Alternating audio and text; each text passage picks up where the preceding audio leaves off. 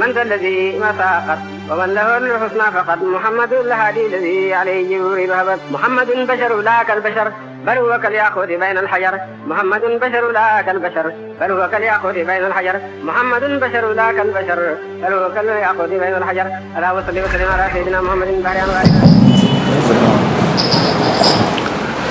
الحمد لله رب العالمين والصلاة والسلام على سيدنا محمد وعلى آله حق قدره ومقداره العظيم آمين. رضي الله تعالى عن أصحاب رسول الله صلى الله عليه وسلم يا همة الشيخ احضري لنا بهذا المحضر آمين ولتعطفي بنظرة تعطينا بالزفر آمين. سبحان ربك رب العزة عما يصفون والسلام على المرسلين والحمد لله رب العالمين آمين. Mais nous nous disons alhamdulillah rabbil alamin et nous sommes sous le prophète, à savoir le prophète Muhammad sallallahu alayhi wa sallam. Hier nous avons commencé la deuxième lettre de Maulana Cheikh Ibrahim Niass radiyallahu ta'ala anhu qui toujours se rapporte à la discipline. Alors donc nous allons continuer cette lettre aujourd'hui, c'est arabe incha'Allah.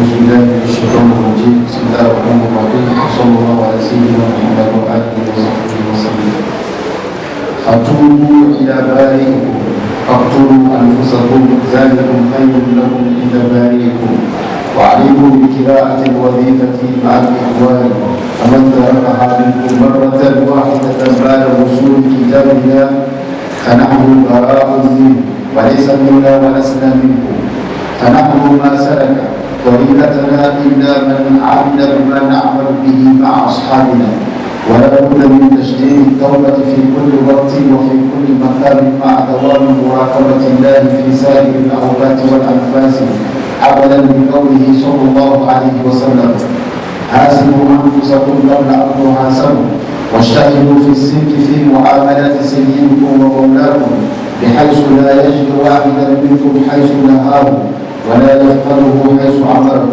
واياكم وملامسه شيء من المحرمات فالحرام يجر الى النار واياكم والغفله فان الغفله اصل كل خطيئه وشهوه وسوء عدل لان الحق جل وعلا يقول من كشفت له عن اسمائه الزمته العدب ومن كشفت له عن كمال ذاته الزمته العطب فعليكم بآداب السلوك وقال الشاعر لقد كان المجزوم صحابة مفردا ولم يحسن الطاعات ما لها من هدى ومن بالغ مطلوبا فليسع الشاكرة وإلا فتزلوه عن الجار إلى الرحمة.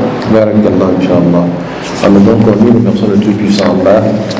Hier, je vais dire l'une des causes pour lesquelles Cheikh Ibrahim Niass avait écrit cette lettre-là. Il y avait certaines personnes et certaines tribus qui sont venues à Medina Baye, mais qui prétendaient être des gens de la Hakika, ou bien on sentait en ces personnes une forme de paresse qui n'était pas justifiée par l'islam. L'ablution est obligatoire quand il y a l'eau. Alors ces personnes négligeaient l'ablution et ils faisaient plutôt l'ablution sèche. Et c'était toute une tribu. Il a insisté. Il leur a demandé de revenir sur la voie normale, qui est la voie de faire l'ablution avant toute prière. Voyez-vous, l'ablution avant toute prière a beaucoup de sens. Ça veut dire l'ablution avant l'adoration. Pour les soufis, l'ablution avant l'adoration veut dire la purification de ton cœur avant de commencer l'adoration. Parce qu'un homme dont le cœur est impur, comment est-ce que cette personne peut adorer Allah subhanahu wa ta'ala? Mais celui qui n'a pas d'ablution, dites-nous, est-ce que son adoration est acceptée par Dieu? C'est comme ça qu'il dit, celui dont le cœur n'est pas pur aussi, son adoration n'est pas acceptée par Allah subhanahu wa ta'ala. Donc tout ça, Dieu l'a fait bisifatin zahira, de manière apparente pour que ça nous ramène dans la dimension cachée. Il faut la purification de ton cœur. En d'autres termes, il faut connaître Dieu avant de l'adorer. C'est par la connaissance que l'adoration a tout son pesant d'or.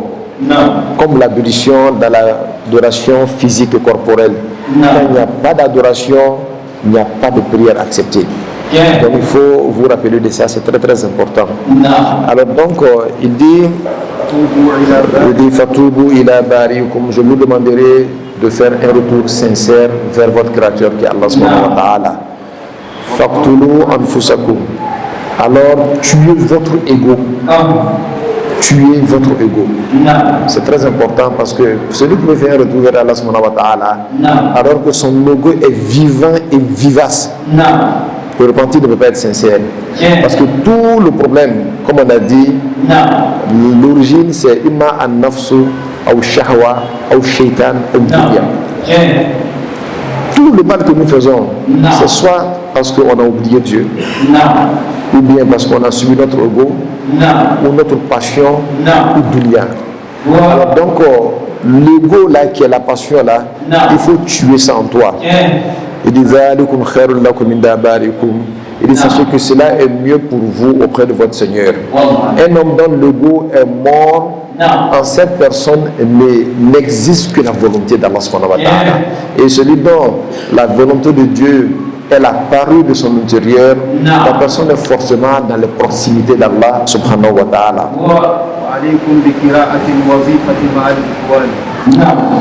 Approchez-vous. Particulier, c'est quelque chose que les gens n'ont pas bien compris. Quand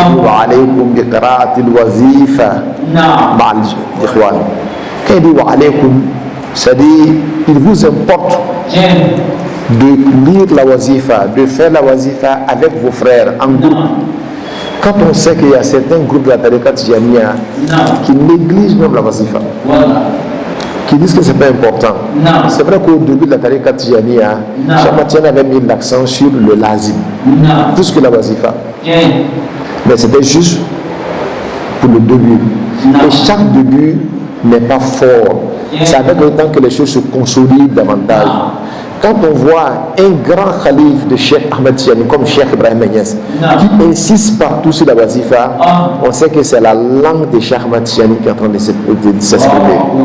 Donc la wazifa n'est pas quelque chose à négliger. Quand on sait ce qu'on gagne dans la wazifa, et puis on voit certains muqaddam négliger la wazifa, on sait que jusque-là ils ne comprennent pas l'importance de la wazifa. Ne connaissent pas l'importance de la wazifa. Et regardez les disciples qui lisent la wazifa, qui font la wazifa, et ceux qui ne font pas la wazifa, ils n'ont pas la même lumière. Et on a dit plusieurs fois l'importance que la wazifa a pour le disciple. C'est une nouvelle nourriture, renouvelée à tout moment, par la présence du prophète Mohammed, de Cheikh Ahmed Tijani et des 4 grands khalifes. Dis-moi, où est-ce que tu as ça en dehors de la wazifa? Où est-ce que tu as ça? C'est-à-dire, Dieu t'offre tout ce que tu veux sur un plateau d'or et cadeau. La condition seulement, déplace-toi, va faire la wazifa avec tes frères. Et Cheikh Ibrahim Niass, quand il parle toujours, il incite ses disciples à faire ce qui est mieux pour eux. Il dit, je vous recommande la wazifa. Et faites la wazifa en groupe. Et Chamatan disait que law ta'arifuna ma fil wazifati la ataytumuha wa law habwa. Il dit, si vous savez ce qui était dans la wazifa, voilà, vous viendrez à la wazifa même en rampant. Si Chamatan dit cela, c'est que lui il sait ce qui est dans la wazifa. Et tu n'as même pas besoin de savoir.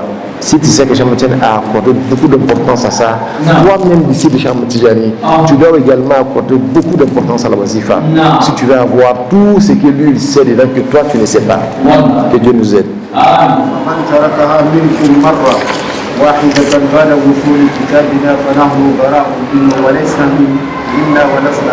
Alors ici là encore, Baïs, il va corser le conseil. Il dit celui-là qui reçoit cette lettre, et aujourd'hui vous l'avez reçu.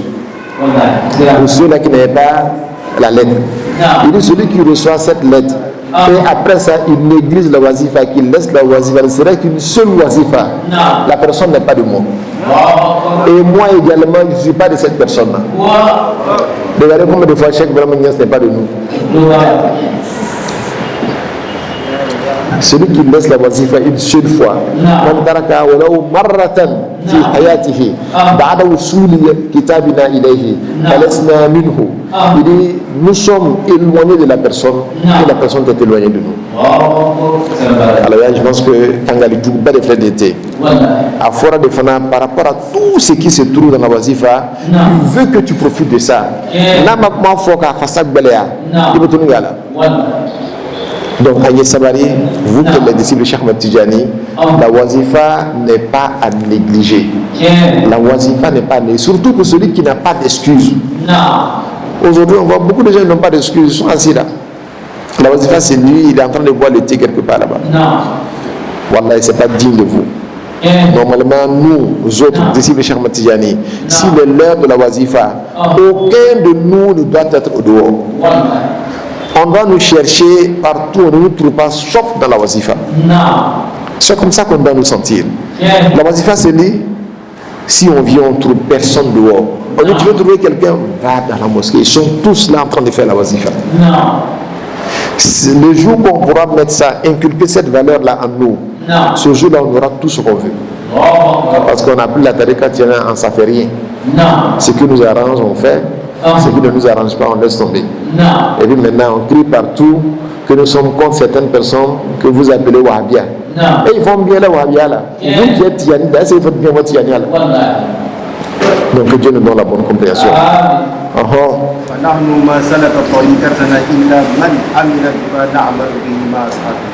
Il dit nous autres, Cheikh Ibrahim Niass, nous autres les awliya, personne ne nous a juré que celui qui a suivi notre trace et notre voie recommandée. Si jamais tu laisses ce que nous t'avons recommandé de faire, alors tu n'es pas de nous. Même si tu es notre fils, tu n'es pas de nous. Parce que notre voie là, c'est ça qui est le lien entre nous et toi. Si tu laisses tomber, on ne te connaît pas et tu ne nous connais pas également. ولا بد من تشديد التوبة في كل وقت وفي كل مكان مع دوام مراقبة الله في سائر الأوقات والأنفاس. Et il vous recommande également de renouveler quoi? La repentance. Parce que l'être humain, nous sommes tous des êtres faillibles à l'erreur. Souvent même nous péchons même sans savoir. Souvent tu veux faire un travail digne, mais certains esprits sataniques rentrent dedans. Ça fait que le travail est biaisé. C'est-à-dire c'est un mélange de shaitan et de Dieu. Donc ça veut dire quoi? C'est à toi à tout moment, toutefois que tu as un état qui se renouvelle ta foi et renouvelle ton repentir. Et Dieu, je te demande pardon. Et Dieu, il se peut que j'ai fait ça là, mais j'ai mal fait. Dieu, pardonne-moi.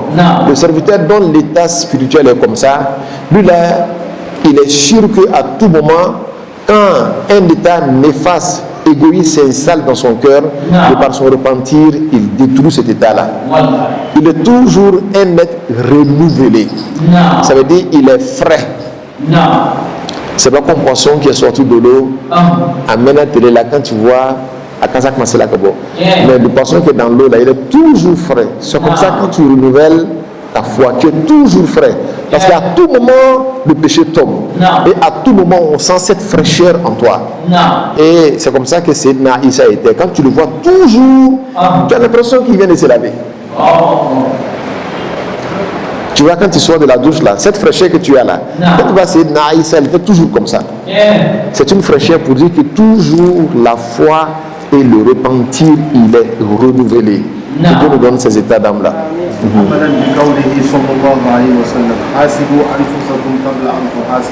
Je vous demande de vous repentir et de renouveler le repentir tel que le prophète Mohammed sallallahu alayhi wa sallam a recommandé de faire quand il a dit: alors vous-même soyez votre propre juge avant qu'on ne vous juge le jour de la résurrection.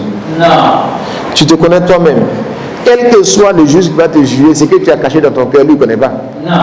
Mais si c'est toi-même qui te juge, ce qui est dans ton cœur, tu connais ça mieux que quiconque. C'est ainsi qu'on m'a dit, et le prophète Mohammed a dit que le jour de la résurrection, il y a des gens qui vont venir, les anges vont peser leurs actions, elles sont toutes parfaites et bonnes. Quand les gens seront prêts à les envoyer vers le paradis, Dieu va dire: arrêtez, arrêtez-les. Ils vont dire à Dieu: ah Dieu, cela c'est bon, hein, il n'y a rien à faire. Dieu va dire: hey, vous avez géré ce que vous savez. Mais ce que vous ne savez pas là, c'est moi qui le sais. Est-ce que vous savez que ce qui était dans leur cœur, que vous ne savez pas là, moi Dieu je le sais. Toute action qu'ils ont posée là, ils n'ont rien fait pour moi. C'est des bons actes. Vous avez écrit ce que vous avez vu. Mais ce que vous n'avez pas vu, que moi j'ai vu là, aucun acte n'était sincère. Ils ont tout fait ça pour leur ego. Voilà pourquoi aujourd'hui ils n'ont rien ici. Envoyez-les en enfer. Ça veut dire qu'on doit être sincère avec Allah subhanahu wa ta'ala. Donc que Dieu nous donne la bonne compréhension. Alors donc quand tu te juges toi-même, tu sais bien ce qui est dans ton cœur. C'est que personne ne sait, si ce n'est toi-même là, c'est toi seul qui sais ça. Tu sais que ce n'est pas bon, tu le retires de ton cœur, tu jettes. Et normalement, un bon soufi, chaque soir avant de te coucher, tu dois t'asseoir et te juger. Aujourd'hui là, qu'est-ce que je fais? Qu'est-ce qui était bon? Qu'est-ce qui n'était pas bon? Ce qui était bon, tu remercies Dieu parce que c'est Dieu qui t'a conduit vers ça. Et si tu le remercies, même tu pries ça pour toi. Ce qui était mauvais, tu te repentis.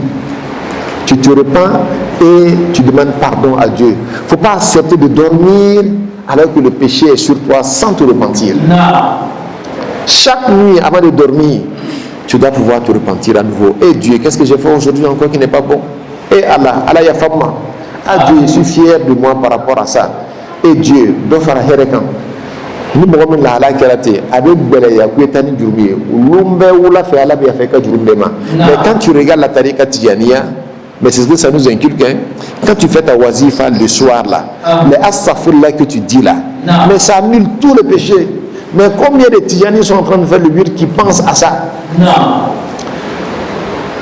La chose est devenue tellement inhabituelle qu'on met s'asseoir seulement pour faire c'est devenu parti. C'est vrai que Dieu va tenir compte de ça parce que parce que le repentir depuis le premier jour là, c'est ça qui continue jusqu'à aujourd'hui. Mais il est bien pendant que nous sommes en train de faire de faire revenir dans notre esprit tout le mauvais penchant par rapport à quoi nous voulons nous repentir.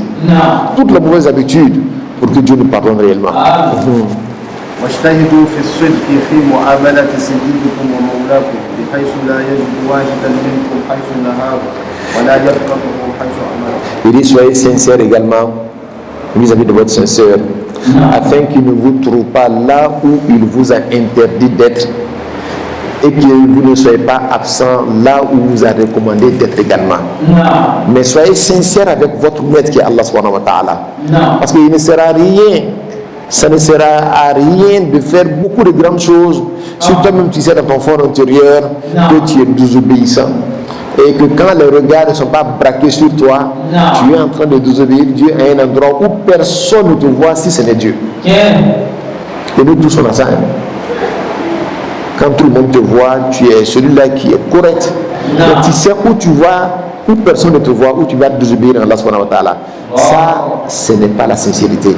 La sincérité, telle qu'on te voit en apparence, même dans les cachets, c'est comme ça que tu es. Ça veut dire que tu es sincère vis-à-vis d'Allah subhanahu wa ta'ala. Donc, il y a son qui zahiru ani batun bo fonyoronko. Takunu shafafan, c'est-à-dire tu es comme un miroir, voilà un verre.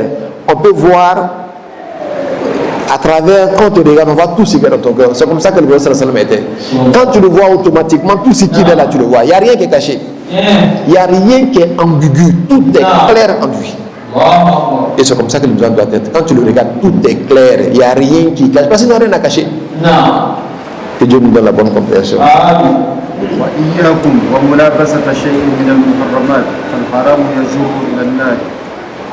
Alors faites attention et ne vous laissez pas pénétrer dans le péché, quelle que soit sa petitesse. Il ne faut pas minimiser le péché. Il ne faut pas dire que ça c'est un petit péché. Je peux faire ça, ça va passer. Le petit péché là, celui qui peut t'envoyer dans le grand péché, et finalement le grand péché va t'envoyer à l'enfer. Donc quand c'est comme ça, c'est que son petit peut te détruire. C'est que son grand peut te détruire. Il faut avoir peur de son petit. Petit serpent là, même quand il mord là, ça tue, n'est-ce pas? Donc c'est le même venin. C'est comme ça le péché. Il n'y a pas de petit péché, il n'y a pas de grand péché. Je dis ça pourquoi? Pour celui qui veut suivre la discipline, tel que tu as peur des grands péchés, c'est ainsi que tu dois avoir peur des petits péchés. Et si tu es sincère à Allah subhanahu wa ta'ala, il faut éviter le péché parce que le péché peut te conduire jusqu'à l'enfer. Que Dieu nous en préserve.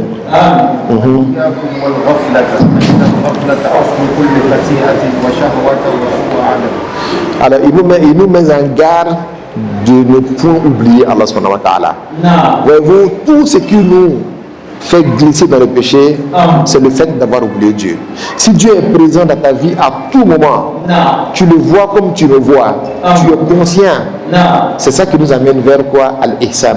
An ta'budallaha ka'annaka tarahu, fa in lam takun tarahu fa innahu yaraka. Quand tu es conscient de la présence de Dieu, tu ne l'oublies pas. Mais quand tu n'es pas conscient de la présence de Dieu, tu l'oublies. Tu penses que non, Allah ne peut pas faire. Voilà pourquoi la plupart des musulmans aujourd'hui là, ils veulent faire les choses à marge de Dieu. À marge de Dieu veut dire quoi? On a oublié Dieu, on n'a qu'à faire notre affaire. Et tout ce qui est fait en marge de Dieu, regardez très bien, faut te boire la faux bonheur. Tu ne peux rien faire en marge de Dieu, puisque Dieu n'est pas dedans. Mais qu'est-ce qui fait que les choses marchent? C'est Dieu. Si lui tu l'as retiré dedans là, afin de tirer sans la d'abord. Donc Allah quand il se cabome. Inch'Allah. أن الحق جل وعلا يقول من كشفت له عن أسمائه الغفر العدل ما كشفته عن كمال ذاته الغفر. Voilà, c'est ici que je veux qu'on arrive. Parce que le truc puissant, Allah dit Man kashaftu lahu an asma'i alzamtuhu al-adaba. Celui dont je dévoile le mystère de mes noms, je lui recommande la discipline. Ça veut dire quoi? Un homme qui est dans la charia. Parce que la charia, ce sont les noms de Dieu que tu vois. Mais si je te dévoile mon essence, alors je t'anéantis. Tu es toujours dans l'anéantissement vis-à-vis d'Allah subhanahu wa ta'ala. Ce sont les deux démarches. Ça veut dire quoi? Soit anta majzoubun, tu as compris, tu es anéanti en Dieu. Alors en ce moment-là, tu ne vois rien. Ou bien anta fi sahwi, tu vois tout, alors il faut respecter tout. Mais tu ne peux pas être dans les deux à la fois. Ou bien toi, toujours, tu es anéanti. C'est pas possible. Le cœur du serviteur est anéanti, mais son corps respecte la charia. C'est ce que ça veut dire. A fargolo, ana zahiru bebe shara barala. Mais à doucement, wakati be tout le monde Allah tala jati kono. Parce que Allah tala bangela na azati à doucement na. Allah ka bangela sharia ya fargolo la. Adam kan yoro fla bela jele barake kanye. Allah kan so apigona. Subhana rabbika rabbil izzati amma yasifuna wa salamun alal mursalin walhamdulillahi rabbil alamin.